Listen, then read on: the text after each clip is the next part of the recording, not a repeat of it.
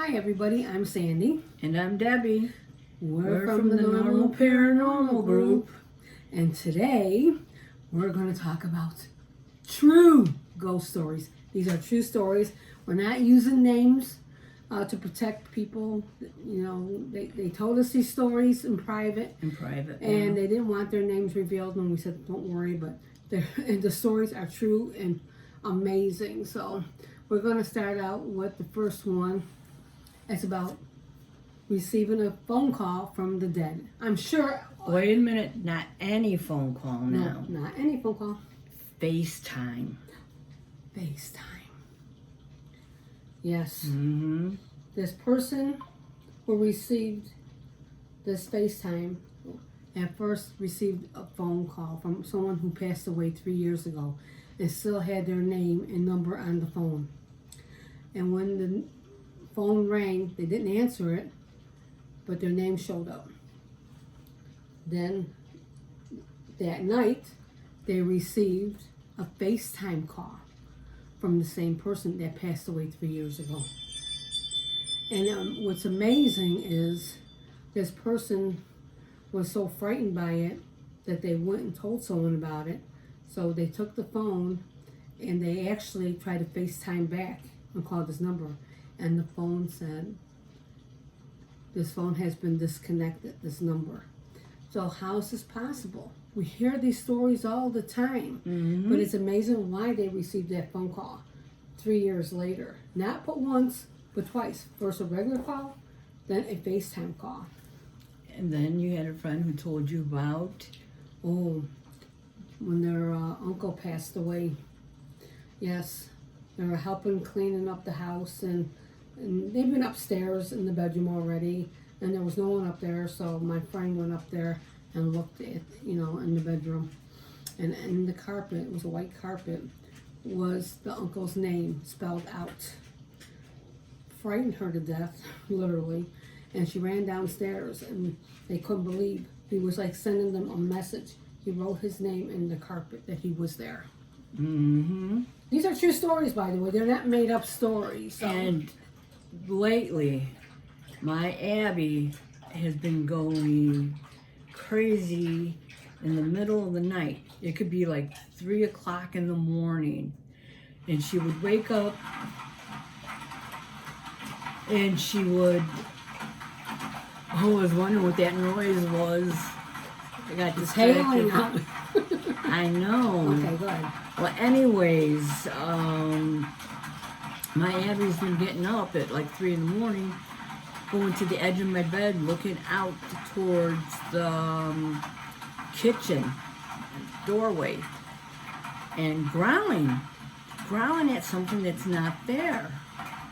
And I did catch a picture of a spirit that I could repost. That was when I caught one before. And even when I was in the front room and I was on the recliner and it was in the middle of the night, and again she jumped up and she looks into the front hall and she's growling. And I said, just go away, who's ever there. But the biggest thing that startled my husband and me, we were watching TV and our Doberman was laying on the middle of the floor and Abby was laying next to her. All of a sudden, Abby jumps up like a jackrabbit backwards, like something startled her, and she's looking towards the kitchen, and my Doberman jumped up real quick backwards, like something startled her. And all of a sudden, she starts going into circles for no reason. It almost reminded me of the past with my German Shepherd going into circles. And then they came by us, and that was that, So obviously something's been in my house. Why? I have no clue. Well, even with me, in the last couple of days, I've been I'm concentrating on something, and all of a sudden I get this strong feeling that somebody's in the room with me. but not one, but there's two spirits, but I don't know who they are. I sense them very strong, and it's like I'm not alone, and I look, I don't see anything, but yet I know they're there. I know everybody out there has experienced something or someone in the room with them, and they can't explain. I'm not, again, Debbie and I are not afraid. We've been desensitized from ghosts and spirits, so we're not afraid. We're just curious who it is and why they're here. Yep. And it's like, all right, we're not good at puzzles. Sorry, can you give us something else to go by? Help us out here a little bit. I've been given names that make no sense. And then I have one of my neighbors, or a couple of my neighbors, have been experiencing paranormal activity. One of them got a call at work from the village, and saying their bathroom water was running, and it's been running for a couple hours. Is anybody home there? So she had to drive all the way home. Well, first we have to let you know, you have that option to have that on your app, on your phone, if there's excess water going on, that you are alerted by this stuff. So right. It's not uncommon here, so I don't know if it's everywhere, but it's here. Yeah. And so she goes on home, empty house, and she has to go in the basement, and there the water's just pouring away, and she turned it off. Yeah, we do get notifications now with these smart water bills. Yeah, phones. Whatever.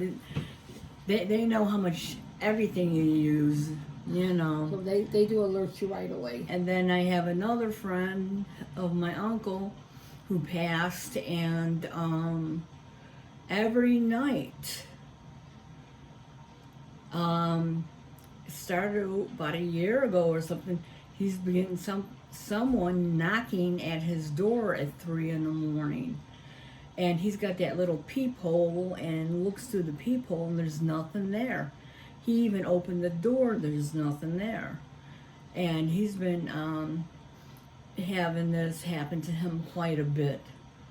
And you ever, when you're going to sleep at night, the room's got a certain light to it, and then all of a sudden out of the clear blue, it seems to be darker than normal. And you're looking like, why is the room so dark? And we're used to this, so it's not uncommon, but just curious what's in the room with you, or who's there, or why. Yep. I wish we could have a better form of communication. I wish they would say something, or tell us something, or give us a message somehow. Well, my little Abby girl, she's a good giveaway. That's for sure. That's definitely true. And it's like getting startled with getting woke up out of a sound sleep. Yeah, she is our true paranormal dog. She is. Definitely our true paranormal dog. I'll try to find that picture and post it. So, I know, if you have true stories, this is the place to tell your stories. And people would appreciate that they could relate to it. You could tell them that you went through the same experience. You have dreams, or you sense something next to you, or someone's by you. I mean, not everything is scary or horrifying. You may have dreams of people that died. Yeah. You might have someone that visit you that you never seen before. We were at this one place at the hospital. The 7th floor room is supposed to be haunted, and the water turns on by itself. And we were up there when the water turned on, and then the nurse was standing in front of the door, and the door started opening, but she stepped back to close it, and you could see through the door, on the side of the door, there was nobody there. Right, if you have experiences, please share them. Everybody would love to hear your story, because these are true stories. Ghost stories. They are true. And we don't use names because people didn't want their names used. But please, you don't have to use a name. Just tell your story that someone told you. Yeah. And down the way, couple houses, woman says her bathroom cabinet doors keep on opening. Yeah, so if you share your stories. You'd be surprised at how many people have... And it's not at nighttime either, by the way. Daytime. Daytime. Yeah, everyone thinks you gotta investigate at night. That's No. And it gives a more eerie feeling, like, oh, you're waiting for something to jump out or see a shadow. You could do that during the day too. You can see shadows during the day. You can see full apparitions during the day. Yes. So I don't think it's just nighttime. They come Yes. out. And not all spirits are evil or demons. All right. That's right. You will know the difference between a demon. Yes. Yes. If you had something evil in your house, You'll know it. You'll know it. the air gets oppressive. Mm-hmm. It's stagnant, and there's a heaviness around you, and bad things happen. Yes. And you can't say bad things don't happen. They do happen. they do happen. Especially when there's something evil. And that's beyond our pay grade, basically, which is free. That's why we don't deal with demons. We don't want to deal with demons. But we know how to deal with them if we have to. If we have to. And we know people that know how to deal with them if we have to go to somebody. Yes, we do have someone that does exorcisms. Right. So with that, I am Sandy. and I'm Debbie. We're from the Normal Paranormal Group. Group. Until the next Next time. Bye for now. Bye.